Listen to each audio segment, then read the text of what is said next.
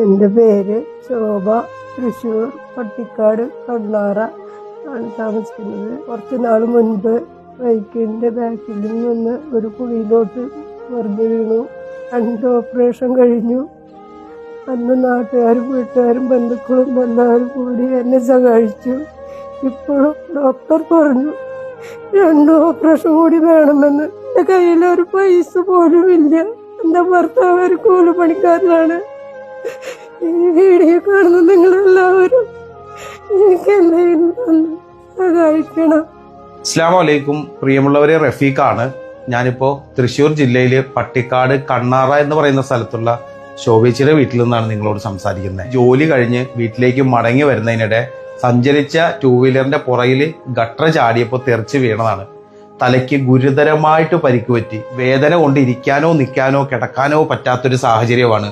2 surgery കൂടി doctor പറഞ്ഞിട്ടുണ്ട്. സാമ്പത്തികമായി തീരെ പിന്നോക്കാവസ്ഥയിലുള്ള കുടുംബമാണ്. കഴിയുന്നത് പോലും സഹായിക്കണമെന്ന് വളരെ താഴ്മയെ അഭ്യർത്ഥിക്കുക. ആണഞ്ചേരി ഗ്രാമപഞ്ചായത്ത് 16-ാം വാർഡ് കണ്ണാറ വാർഡിലെ വാർഡ് മെമ്പറാണ് ഞാൻ. എൻ്റെ പേര് രേഷ്മ സജീഷ് എന്നാണ്.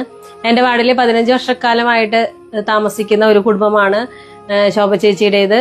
ഒരു ആക്സിഡന്റിനെ തുടർന്ന് ചേച്ചിക്ക് തലയ്ക്ക് പരിക്ക് പറ്റിയിട്ട് ചികിത്സയിലായിരുന്നു. ഇപ്പൊ നാട്ടുകാരുടെയും ബന്ധുക്കളുടെയും നമ്മൾ കുറച്ച് പൈസ സഹകരിച്ച് എല്ലാവരും കൂടെ ചെയ്തുകൊണ്ടിരുന്നത്. ഇപ്പൊ 2 സർജറിയും കൂടി അടിയന്തരമായിട്ട് നടത്തേണ്ടതുണ്ട്. അതിനുള്ള ഒരു നിർവാഹം ഇല്ലാത്തത് കൊണ്ടാണ് നമ്മളിങ്ങനെ ഒരു വീഡിയോ ആയിട്ട് വന്നിരിക്കുന്നത്. കാണുന്നവരെല്ലാവരും ചേച്ചിയെ സഹായിക്കാനായിട്ട് മുന്നോട്ട് വരണമെന്ന് അഭ്യർത്ഥിക്കുന്നു.